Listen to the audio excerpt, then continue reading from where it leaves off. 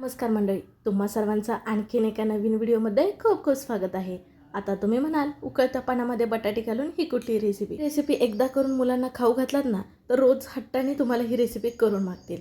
आता ही रेसिपी नेमकी काय असेल पाहण्यासाठी ना व्हिडिओ मात्र कुठे स्किप न करता शेवटपर्यंत बघा. चला मग व्हिडिओला सुरुवात करूया. सुरुवातीला घ्यायची आहेत ती म्हणजे बटाटे. मध्यम आकाराचे इथं 4 एकूण बटाटे घेतलेत बघा. किंवा अगदी किती प्रमाणामध्ये तुम्हाला हा नाश्ता मुलांसाठी स्नॅक करायचा आहे त्याच्यानुसार तुम्ही ना बटाट्यांचं प्रमाण वाढवू किंवा कमी करू शकता. तरी बटाटे आपली इथं लहान छोटीच तुम्हाला 4 दिसत असली तरीसुद्धा ह्याच्यापासून बनणारा पदार्थ जास्त प्रमाणात बनतो बरं का. आता इथं बघा 4 बटाट्याच्या वरचे सालं काढून हा बटाटा जसं सालं काढेल तसा पाण्यामध्ये ठेवला बघा. पाण्यामध्ये ठेवल्यामुळे ना बटाटा हा लाल पडत नाही, त्याच्यामुळे ना लगेच पाण्यामध्ये टाकायचा. आता आपल्याला हा चिरून घ्यायचा आहे. तर चिरून कसा घ्यायचा, उभा पातळ चकत्या चिरून घ्यायच्या आहेत. तुम्ही म्हणाल ही रेसिपी तर आम्हाला माहितीच आहे, फ्रेंच फ्राईज का. तर आज आपण पाहणार आहोत पॅटेटो चिली. तर फ्रेंच फ्राईजसाठी आपण कसा बटाटा चिरतो अगदी तसाच उभा पातळ चिरायचा. अगदी जास्त जाड ठेवायचं नाही आणि अगदी जास्त ना पातळसुद्धा चिरायचं नाही.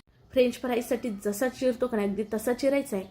आणि बघा ह्याच्यापेक्षा जर तुम्हाला पातळ चिरायला जमत असेल, पातळ चिरून घेतला तरीसुद्धा चालेल. अति जास्त पातळसुद्धा चिरायचं नाही, पण असं तुम्ही चिरू शकता. तर सर्व बटाटा आहे ना त्या असा चिरून घेतला बघा उभा छान प्रकारे एकसारखा. आता काय केलं, इथे एका बाउलमध्ये स्वच्छ दुसरं पाणी घेतलेलं आहे. बटाट्यामध्ये कने स्टारचं प्रमाण जास्तीच असतं, त्याच्यामुळे नळाखाली ना 2 ते 3 पाण्याने हे सर्व ना आपल्याला छान प्रकारे धुवून घ्यायचं आहे. जितकं तुम्ही चांगल्या प्रकारे धुवून घ्याल ना तितकं बटाट्याला छान क्रिस्पीपणा येतो, स्टारचं प्रमाण कमी होतं. बघा पूर्ण ह्याच्यावरचं पाणी आहे ते निथळ अगदी छान प्रकारे स्वच्छ आलेलं आहे. इथे बघू शकता असं पाणी येऊसपर्यंत ना धुवून घेतलेलं आहे. आता ह्या पाण्यातनं आपण काढून दुसऱ्या एका डिशमध्ये काढून घेऊयात. पूर्णपणे पाणी हे निथळून घ्यायचं आहे. पण ह्या पाण्यातनं काढल्यानंतर बटाटा बिलकुलसुद्धा जास्त वेळ ठेवायचा नाही, तर लगेच आपल्याला गॅसकडे वळायचं आहे. तर गॅसवरती बघा अगोदरच कढईमध्ये ना पाणी उकळायला ठेवलं होतं. पाणी याला छान प्रकारे इथं हलकी उकळी आली की ह्याच्यामध्ये आपण घालणार आहोत मीठ. तर 1 चम्मचभर इतकं आपल्याला ह्याच्यामध्ये मीठ घालायचं आहे. आणि ह्या आता केलेल्या बटाट्याच्या फोडी होत्या ना ते घालून घ्यायचे. संपूर्ण सगळ्या एका वेळेस घालायचे आहेत बरं का. अति जास्त अडचण होत असेल तर मग 2 बॅचेसमध्ये थोडं थोडं तुम्ही शिजवून घेऊ शकता. आता हे आपल्याला हे किती प्रकारे शिजवून घ्यायचं माहिती आहे का, जवळजवळ एक 50% ते 60% इतकेच हे आपल्याला शिजवून घ्यायचं आहे. कारण नंतर आपण फ्राय करणार आहोत त्यावेळेस ना ह्या शिजल्या जातात, त्यामुळे आता कमी शिजवायचे आहे. अति जास्त शिजवलात तर बटाट्याचे तुकडे होतील, त्यामुळे हे सुद्धा तुम्हाला काळजी घ्यायची आहे. अगदी जास्त कच्चासुद्धा बटाटा ठेवायचा नाही, एक साधारण 2 मिनिट इतका ठेवायचा. आता बघा इथं एक मी बटाट्याची चकती घेऊन तुम्हाला मोडून दाखवते, तर मोडला जातो. शिवाय कापून सुद्धा दाखवते तुम्हाला, बघू शकता पटकन असा कापला जात नाही, कठीणपणा आहे त्याच्यामध्ये बटाट्यामध्ये.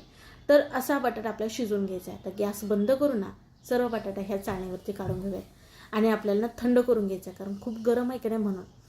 असं चाळणीमध्ये ठेवायचं म्हणजे ह्याच्यातलं पाणी जे आहे ना ते सुद्धा निथळलं जातं. आता इथे एक ताट घेतलेलं आहे, पूर्णपणे हे थंड झालेलं आहे बघा बटाटा. आणि मग ह्या ताटामध्ये आपण काढून घेणार आहोत. पाणीसुद्धा पूर्णपणे ह्याच्यातलं निथळलेलं आहे. तर जर असे असं आपण सगळीकडे हे पसरून घेऊयात, कारण ह्याच्यावरती आपल्याला घालायचे आहेत पिठं. पिठामध्ये कुठलं घेतलं आहे बघा, ते म्हणजे बेसनचं पीठ. तर इथं साधारण ना 3 चमचे इतकं हे बेसनचं पीठ घेतलेलं आहे. आता आपण जेव्हा मार्केटमध्ये हा पदार्थ खायला जातो, आता तुम्हाला सांगितलंच पॅटेटो चिली करणार आहोत, तर त्याच्यामध्ये मैदा वापरतात. तर आज आपण मैद्याचा बिलकुलसुद्धा वापर केला नाही. शिवाय कुरकुरीतपणा येण्यासाठी इथं आपण वापरलेलं आहे ते म्हणजे 3 चमचे इतकं तांदळाचं पीठ.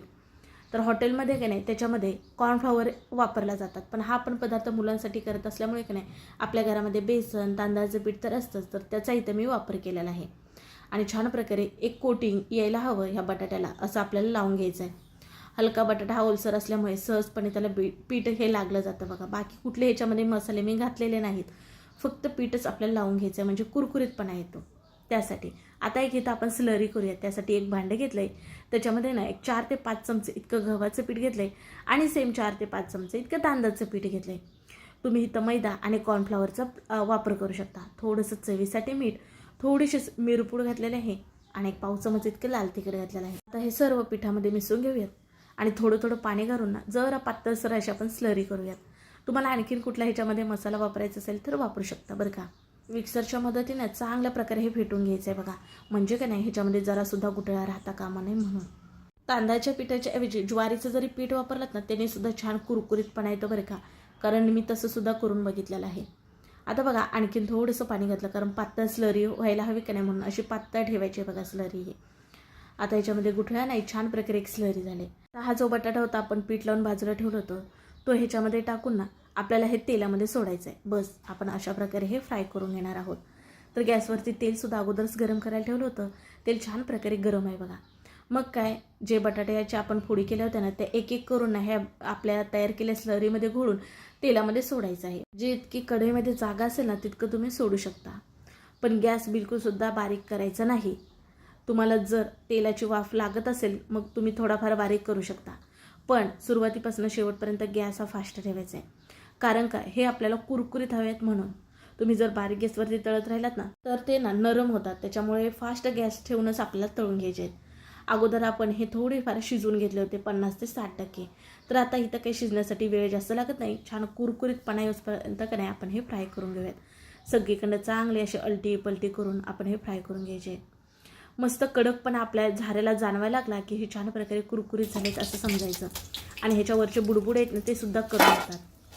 आता बघा तेलाबाहेर काढून घेऊयात. आवाज ऐकला का, किती कुरकुरीत झाले ते. आणि सेम दुसरी बॅचसुद्धा अशीच सोडून घ्यायचे.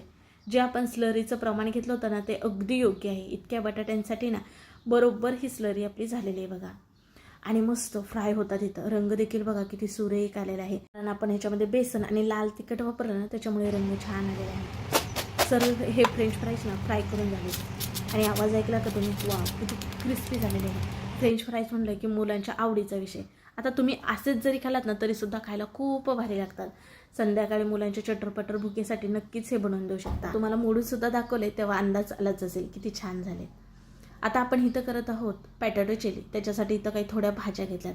ते म्हणजे उभी पातळ चिरलेली सिमला मिरची, उभा पातळ चिरलेला कांदा, एक हिरवी मिरची उभी पातळ चिरलेलं, खिसलेलं आलं आणि बारीक चिरलेलं लसूण, थोडीशी कोथिंबीर घेतली. आता भाजीचं प्रमाण तुम्ही तुमच्या आवडीनुसार कमी अधिक करू शकता. आणखीन कुठली ह्याच्यामध्ये भाजी वापरायची असतील त्या वापरू शकता. चला आता आपण गॅसकडे बोलूयात. तर गॅसवरती कढई ठेवले आणि ह्याच्यामध्ये 2 पळी इतकं तेल घातले बघा. आपण उभा पातळ चिरला कांदा घालूयात. कांद्याचा हलका कच्चा पण आपल्याला जाऊ द्यायचा आहे बरं का. आता ह्या भाज्या आपल्याला परतत असताना गॅस फास्ट ठेवायचा आहे. बारीक गॅसवरती भाज्या परतत राहिला तर हलक्या त्या नरम होतील. आपल्याला थोडासा भाज्यांमध्ये क्रंचीपणा हवा. त्याच्यामुळे अति जास्त जसं भाजीसाठी आपण कांदा वगैरे फ्राय करतो तसं करायचं नाही. आता ह्याच्यामध्ये खिसलेलं आलं, बारीक चिरलेलं लसूण आणि एक हिरवी मिरची घातली. मुलं कितपत तिखट खातात त्याच्यानुसार घालू शकता. आता ही मिरची जी मी घातली ती जास्त तिखट नाही बघा, म्हणून एक घातले. आता इथं सिमला मिरची घातली आणि थोडंसं मीठ घातलं बघा. आणि चांगलं ह्याचा हलका कच्चापणा जाऊसपर्यंत परतून घेऊयात. मीठ घातल्यामुळे काय नाही हलकं छान प्रकारे भाज्या नरम होतील म्हणून थोडंसंच मीठ घालायचं. आणि मस्त असं परतून घेतलं बघा. असा क्रंचीपणा राहायला हवा पण थोड्याशा नरम व्हायला सुद्धा भाज्या हवा. मग आपण आता ह्याच्यामध्ये काही सॉसेस घालूयात.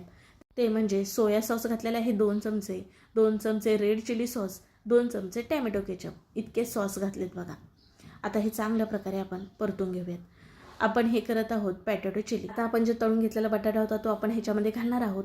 पण छान प्रकारे कोटिंग यावं ह्याच्यासाठी 2 चमचे ह्याच्यामध्ये पाणी घातले बघा. हलकंसं, अति जास्त पाणी घालायचं नाही. आणि आता आपण जे फ्रेंच फ्राईज करून ठेवले होते ना ते ह्याच्यामध्ये घालून परतून घेऊयात. मी संपूर्ण काही ह्याच्यामध्ये वापरलेलं नाही बरं का, अगदी थोडंच वापरलेलं आहे. म्हणजे अर्ध बटाट्याचं आपण जे फ्रेंच फ्राय केलेलं होतं ना ते घालून घेतलेलं आहे पॅटॅटो चिली करण्यासाठी. अगदी तुम्हाला चिली जास्त प्रमाणात करायचे असेल तर ते आपण जे फ्रेंच फ्राय तळून घेतलेले होते ते संपूर्ण इथे घालू शकता. आता बघा सर्व छान प्रकारे परतून घ्यायचं आहे. मीठ वगैरे वरून घालण्याची गरज नाही, कारण आपण भाज्यांमध्ये थोडंसं मीठ घातलं होतं. बटाटा शिजवत असताना पण आपण मीठ घातलं होतं. शिवाय जी स्लरी केली त्याच्यामध्ये सुद्धा मीठ घातलं होतं. त्यामुळे वरून थोडीशी कोथिंबीर भुरभुरून छान प्रकारे सर्व फ्राय करून घेतले. गॅस फास्ट ठेवून फ्राय करायचं बरं का, म्हणजे हे नरम होत नाही. मस्त ख्याला क्रिस्पीपणा असतो. आणि मस्त इथं छान चटपटीत आपली पॅटॅटो चिली तयारी झाली. वाव, बघू शकता, बघूनच तुमच्या तोंडाला पाणी सुटलं असेल. मस्त प्रकारे डिशमध्ये आपण काढून घेऊयात. तुम्हाला जर ह्याची हलकी ग्रेव्ही हवी असेल मग 2 चमचे कॉर्नफ्लॉवरची स्लरी करून तुम्ही ह्याच्यामध्ये घातलात ना तर हलकी ग्रेव्ही छान प्रकारे होते बघा. वरून थोडीशी कोथिंबीर आणि थोडेसे तीळ घातलेत म्हणजे दिसायला आणखीन छान ॲट्रॅक्टिव्ह दिसेल. मुलांना बघा असे पदार्थ म्हटलं की फार आवडतात. ह्याच्या अगोदर मी तुम्हाला सोया चिली, पनीर चिली हे वेगवेगळे चिलीचे प्रकार दाखवलेत. आज आपण केली पॅटॅटो चिली. तीही अगदी चटपटीत छान चविष्ट. ह्याच्यामध्ये कमी अधिक काहीच करू नका. सांगितलेलं सर्व प्रमाण घेऊन तुम्हीसुद्धा नक्की करा. आता मुलांना उन्हाळ्याच्या सुट्टी आहेत ना, मग संध्याकाळी काहीतरी चिटरपटर भुकेसाठी बाहेरचं खाण्याच्या ऐवजी घरी नक्की बनवून खा. कसा वाटला व्हिडिओ ते सुद्धा कळवा. व्हिडिओ आवडल्यास पटकन एक लाईक ठोका. व्हिडिओ शेअर करायला विसरू नका आणि हो, चॅनलला सबस्क्राईबसुद्धा करायला विसरू नका. चला मग पुन्हा भेटू नवीन रेसिपीमध्ये.